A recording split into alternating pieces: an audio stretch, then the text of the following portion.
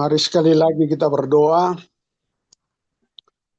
Bapa yang kami sembah di dalam Yesus Kristus, kami naikkan syukur hormat kami melalui pujian kami di dalam persekutuan kami melalui Zoom ini Tuhan. Karena kami membutuhkan Engkau. Karena Engkaulah tujuan hidup kami Tuhan. Dan kami juga mengaku bahwa kami ini hidup di dalam anugerah dan kasih-Mu.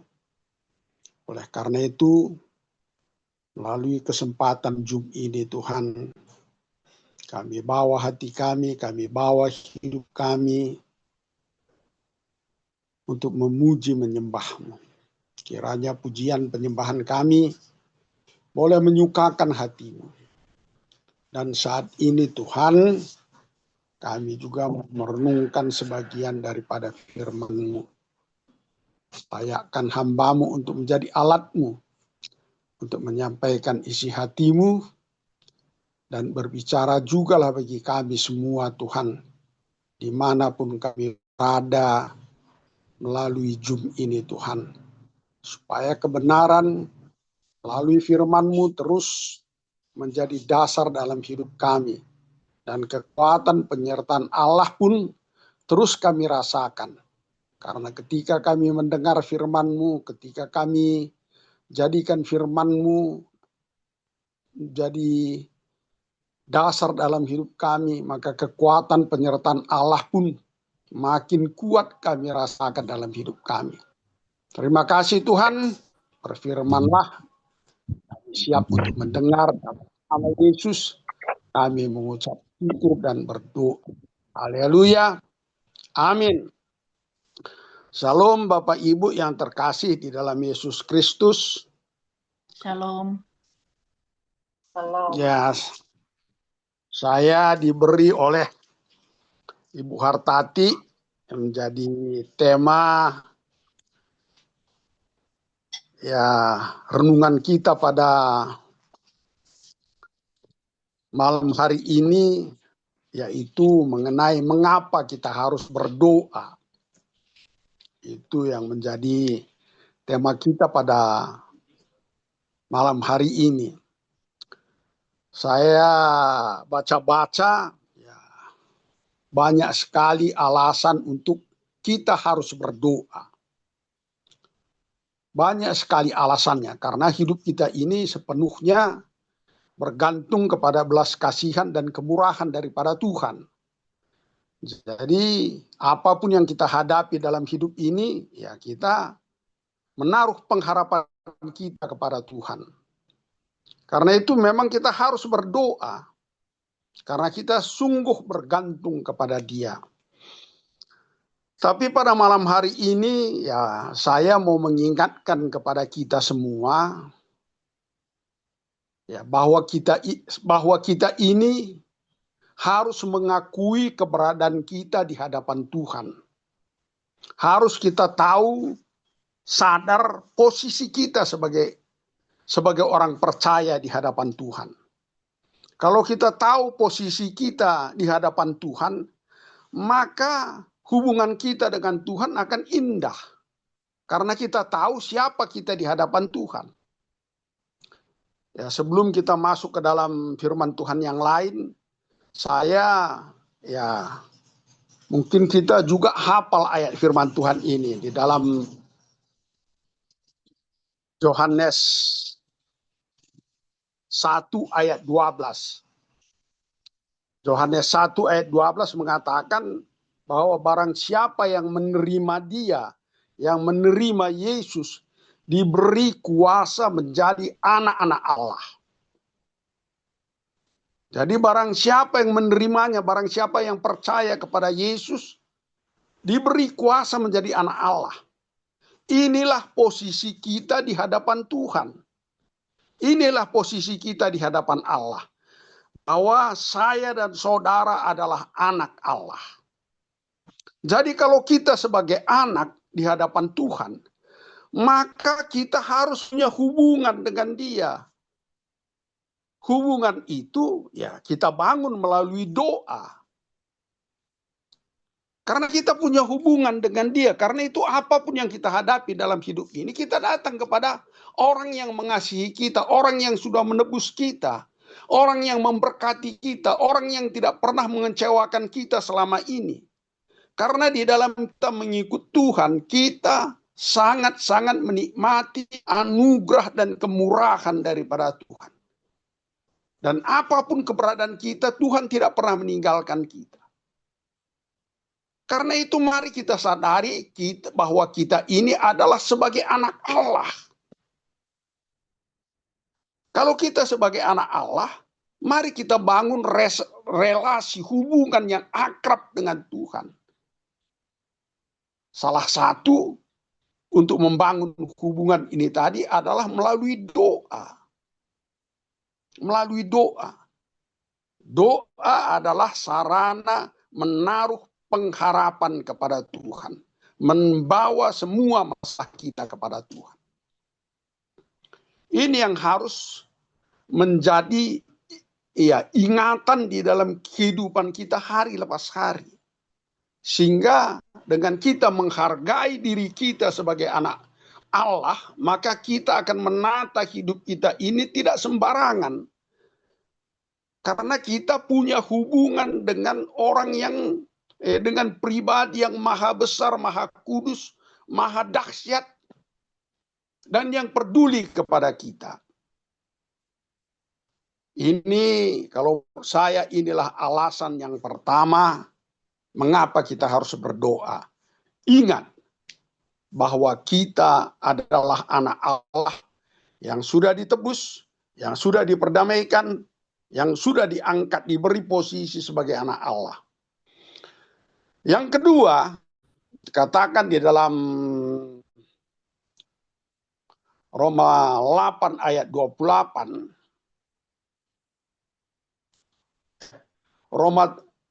Roma 7 ayat 17.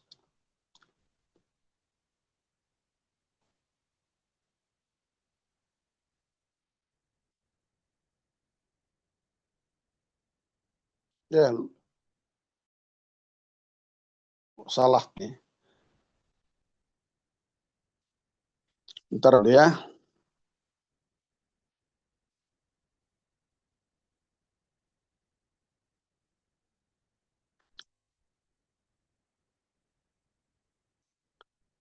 Saya lupa nulisnya, lupa saya ayatnya. Cuman isinya bahwa jika kita adalah anak, maka kita adalah ahli waris yang berhak menerima janji-janji Allah.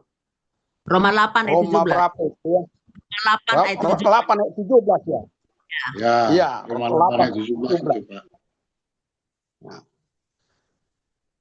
Jadi, dan jika kita adalah anak, maka kita adalah ahli waris. Maksudnya orang yang berhak menerima janji-janji Allah. Yang akan menerimanya bersama-sama dengan Kristus. Yaitu jika kita menderita bersama-sama dengan Dia, supaya kita juga dipermuliakan bersama-sama dengan Dia. Di dalam kita mengikut Tuhan, ya, kita banyak menekan diri kita. Kita banyak menata hidup kita ini supaya selaras dengan kehendak Tuhan. Karena kita adalah anak Allah. Di dalam kita menata diri kita, di dalam kita sebagai orang percaya, kita banyak penyangkalan diri. Banyak, segala sesuatunya itu adalah merupakan satu penderitaan di dalam diri kita, sehingga kita tidak sembarangan lagi. Itulah posisi kita sebagai anak Allah. Tapi di dalam posisi kita sebagai anak Allah, kita berhak menerima janji-janji Allah di dalam iman percaya kita kepada Dia. Jadi Bapak Ibu yang terkasih di dalam Yesus Kristus, kalau kita melihat kepada diri kita seperti yang kita katakan tadi, kita ini sekarang bukan orang sembarangan, bukan seorang asal-asalan. Kita adalah anak Allah. Kita adalah ahli waris daripada Allah. Berhak kita mendapatkan janji-janji Allah di dalam iman percaya kita. Asal kita menata pikiran kita, menata hidup kita selaras dengan kehendak Allah. Jadi, ya seperti saya katakan tadi, banyak sekali alasan yang membuat kita ya harus berdoa. Pertama tadi kita harus bangga sebagai anak Allah. Karena Allah itu adalah Bapa kita. Selanjutnya, ya Yesus sendiri mengajari kita berdoa. Dia menyuruh kita berdoa. Salah satunya di dalam Matius 6 itu dikatakan di sana, ya, ketika murid-murid bertanya kepada dia, ya, bagaimana kami harus berdoa? Yesus mengatakan, kalau kamu berdoa, ya berdoalah, Bapa kami yang di sorga, dikuduskanlah namamu. Jadi kita sebagai anak Allah, seperti yang sudah saya katakan tadi, kekudusan itu sudah menjadi kewajiban bagi kita. Karena di dalam kita menghampiri Tuhan harus didasari dengan kekudusan, harus didasari dengan ketulusan, harus didasari dengan kemurnian. Itu yang menjadi bagian di dalam hidup kita. Jadi, ya Bapak Ibu yang terkasih di dalam Yesus Kristus, karena itu ya kita tidak bisa sembarangan lagi, asal-asal lagi, tanpa ya kita menata dan membawa hidup kita ini dalam kebenaran kepada Tuhan. Di dalam apa? Di dalam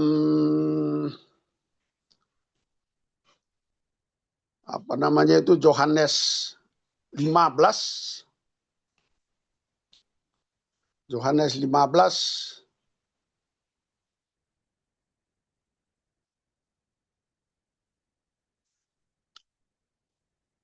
di sini dikatakan, jika kamu tinggal di dalam aku dan firmanku tinggal di dalam kamu, mintalah apa saja yang kamu kehendaki, dan kamu akan menerimanya.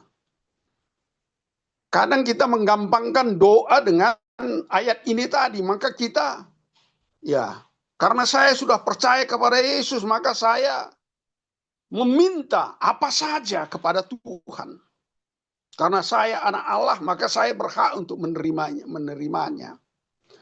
Kalau kita lihat kepada ayat firman Tuhan ini, mulai sampai ayat 8, ini dikatakan kalau kita sudah betul-betul bergabung, menyatu dengan Tuhan, seperti ranting yang melekat kepada Tuhan, melekat kepada batang itu.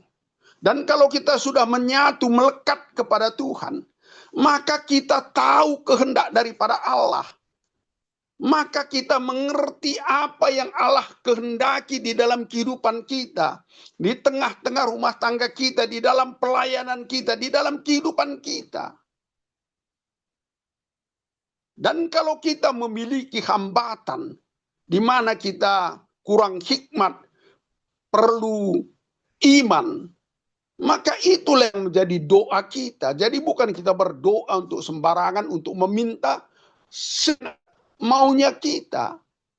Karena kita sudah melekat bersama dengan Dia, maka kita mengerti tentang kehendak Allah, apa yang menjadi kebutuhan di dalam pelayanan kita, di dalam kehidupan kita. Inilah alasan-alasan kita mengapa kita harus berdoa. Dan kalau kita cari lagi, banyak sekali alasan untuk kita mengapa harus berdoa. Tadi Ibu Artati ya meminta kepada saya harus ada ayat yang harus disampaikan kepada Pak Oki. Firman Tuhan yang menjadi renungan kita pada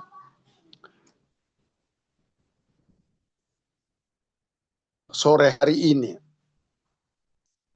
Jadi tadi saya katakan ya, saya tadi lagi baca-baca ya, saya teringat Filipi 4 ayat 6 sampai dengan ayat 7. Kembali pada kita melihat diri kita, mengakui diri kita sebagai anak Allah. Maka di dalam perjalanan kehidupan ini banyak hal yang kita tidak mengerti, banyak hal yang kita tidak tahu, yang mungkin membuat kita khawatir, yang membuat kita mungkin ya ragu di dalam menjalani kehidupan ini. Tetapi firman Tuhan mengatakan ya bahwa kita harus mengakui ketergantungan kita kepada Tuhan. Mengakui ketergantungan kita kepada Tuhan. Dan karena dikatakan di sini, janganlah hendak kamu khawatir tentang apapun juga. Artinya apapun yang menjadi masalah di dalam hidup kita, mari kita taruh pengharapan kita, bergantung sepenuhnya kepada Tuhan. Itu yang dimaksud di sini, jangan hendaknya kamu khawatir. Ya sama seperti seorang anak. Seorang anak yang ya masih remaja-remaja atau anak SD. Apapun yang dia hadapi di dalam kehidupannya sebagai anak, dia akan cerita kepada orang tuanya. Dia akan sampaikan kepada orang tuanya kebutuhan tentang apapun. Itulah yang dimaksud di sini dengan janganlah kamu hendaknya khawatir, tetapi nyatakanlah segala keinginanmu. Jadi maksud daripada nyatakan segala keinginanmu ini, kekhawatiran kita ini, mari kita taruh di atas kehendak Tuhan. Mari kita taruh kekhawatiran kita ini di dalam kehendak Tuhan. Sehingga mungkin banyak sekali masalah yang kita hadapi tidak terjawab. Saya pun banyak pergumulan saya belum dijawab oleh Tuhan. Tetapi masalah yang kita hadapi tidak membuat kita takut, tidak membuat kita kecewa, tidak membuat kita ya bersungut-sungut. Tetapi masalah yang kita hadapi membuat kita makin mengoreksi diri dan membuat kita makin menaruh pengharapan kita kepada Tuhan. Walaupun masalah itu belum terjawab oleh Tuhan. Kemarin ada ya, saya nggak bisa nyanyi. Kalau nyanyi langsung rusak semua lagu yang saya nyanyikan. Tapi ada satu pujian yang kemarin, nama judul pujiannya itu Yesus Setia. Saya sangat-sangat terberkati dengan pujian itu. Ya, kira-kira ya walaupun nanti mungkin nada-nadanya salah, ya maaf Bapak Ibu yang sudah tahu akan lagunya itu. Isi syairnya, sekalipun Tuhan tidak menjawab doaku. Ya, sekalipun Tuhan tidak menolong aku, sekalipun duri di dagingku, tetap ya aku memilih tetap percaya dan mengucap syukur. Sekalipun doaku tidak terjawab, sekalipun hatiku habis lenyap, tetapi aku memilih tetap percaya dan mengucap syukur. Refnya dikatakan di situ, saya karena kurang pinter nyanyi ini nanti takut salah apanya gitu. Jadi itulah yang dikatakan di Indonesia. Sekalipun segala sesuatu yang terjadi dalam hidup, aku tetap memilih untuk percaya. Aku memilih untuk tetap mengucap syukur. Karena di dalam apa ini tadi, di dalam Filipi 4 ini tadi, maka dikatakan janganlah hendaknya kamu khawatir tentang apapun. Tetapi nyatakanlah dalam segala hal keinginanmu kepada Allah dalam doa dan permohonan dengan ucapan syukur. Maka dikatakan di dalam ayat 7, damai sejahtera Allah melampaui segala akal. Maka dikatakan damai sejahtera daripada Allah akan menutup semua kekhawatiran kita ini tadi, akan menutup semua kelemahan kita ini tadi, akan menutup semua yang meragukan di dalam kehidupan kita, akan memelihara hati dan pikiranmu di dalam Kristus Yesus. Seperti Yohanes 15 ayat 7 tadi. Di dalam kita melekat kepada Tuhan, kita tahu apa yang dikehendaki oleh Tuhan. Jadi Bapak Ibu yang terkasih di dalam Yesus Kristus, ya, saya banyak sekali mengalami pergumulan, banyak sekali hal-hal yang saya hadapi dalam hidup ini. Ya, kalau Ibu Artati, ya, kalau teman-teman di rumah doa tahu bagaimana beratnya saya mengalami jalan hidup ini. Ya, bisa dibilang dari tahun 91 sampai tahun 2019 saya mengalami ya banyak sekali masalah. Istri saya bolak-balik 2-3 kali 1 tahun masuk rumah sakit dan macam-macam lagi. Tapi ketika kita memperkatakan pengharapan kita kepada Tuhan, maka seperti yang dikatakan di dalam Filipi 4 ini tadi, damai sejahtera, sukacita daripada Allah itu ada di dalam hati kita, yang membuat kita tidak terpuruk, yang membuat kita tidak gentar, yang membuat kita terus ada pada pengharapan kepada Tuhan. Dan pengharapan kepada Tuhan itu dikatakan tidak akan pernah mengecewakan kita. Jadi itulah mengapa kita harus berdoa. Karena kita adalah anak Allah. Pengakuan kita terhadap Allah tentang siapa diri kita, menyatakan kepercayaan kita kepada Dia bahwa Dia adalah Allah yang mengasihi kita. Di mana kita bisa menaruh pengharapan kita kepada Dia. Jadi jangan lewatkan hidup kita ini terlepas dari doa apapun masalah di dalam kehidupan kita ini. Kita kasih tahu seperti anak SD itu tadi menceritakan semua kebutuhannya kepada papanya. Dia tidak tahu bagaimana mencari akan kebutuhannya itu. Tetapi dia katakan di dalam pengharapannya kepada Tuhan. Karena dia tahu bahwa papanya itu tahu persis apa yang terbaik bagi anaknya. Demikian juga tentang hidup kita di hadapan Tuhan. Yang terakhir, karena waktunya tidak terlalu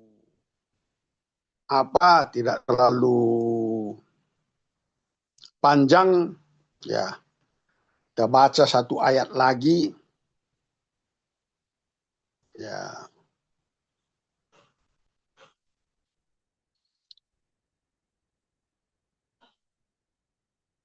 Bentar dulu Bapak Ibu yang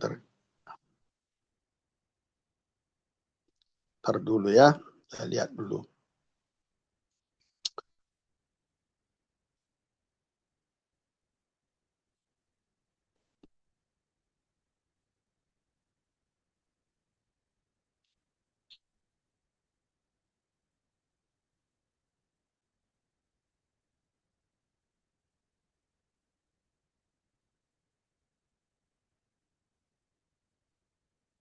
Kita lihat satu lagi.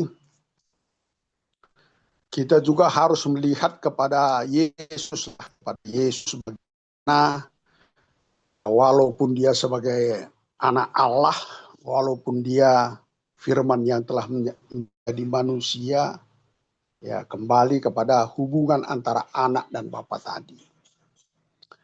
Di dalam Markus 1 ayat 35 dikatakan di sana, pagi-pagi benar, waktu hari masih malam, ia bangun, Yesus pergi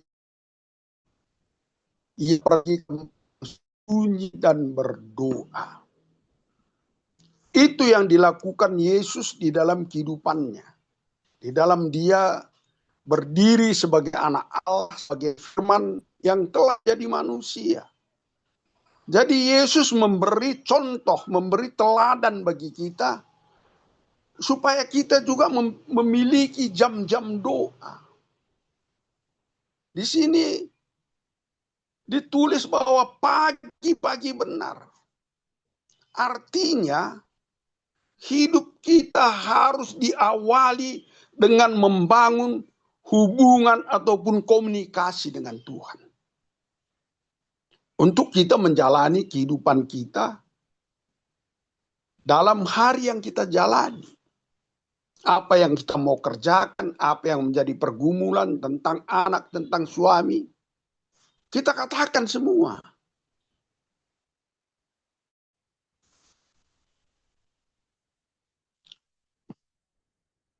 Kalau di dalam terjemahan yang lain, pagi-pagi benar ketika hari masih gelap, Yesus bangun dan pergi ke tempat yang sunyi. Dan dia berdoa di sana. Memberi waktu, mengutamakan Bapa. Itu yang dikerjakan oleh Yesus. Jadi kita pun, ya, mari kita buat doa ini adalah menjadi suatu, ya, gaya hidup di dalam kehidupan kita, dengan mengutamakan Tuhan sebagaimana Yesus mengutamakan Bapa di dalam kehidupannya, dalam dia menjalani pelayanannya sebagai Mesias anak Allah di dalam dunia ini. Maka kita akan menikmati banyak sekali manfaat-manfaat di dalam doa. Banyak sekali yang kita lihat. Walaupun seperti saya katakan tadi, kita jawab, tapi kita akan menikmati kekuatan. Kita akan menikmati kekuatan, kita akan memiliki hikmat, kita akan memiliki kecakapan di dalam menghadapi tantangan yang kita hadapi. Dan kita lihat semuanya itu oleh karena kita menaruh pengharapan kita kepada Tuhan. Oleh karena itu Bapak Ibu yang terkasih di dalam Yesus Kristus, ya, seperti saya katakan tadi, kalau kita cari dalam firman Tuhan banyak sekali alasan kenapa kita harus berdoa. Karena kehidupan kita sepenuhnya bergantung kepada Dia. Sepenuhnya kita hidup di dalam kemurahan-Nya.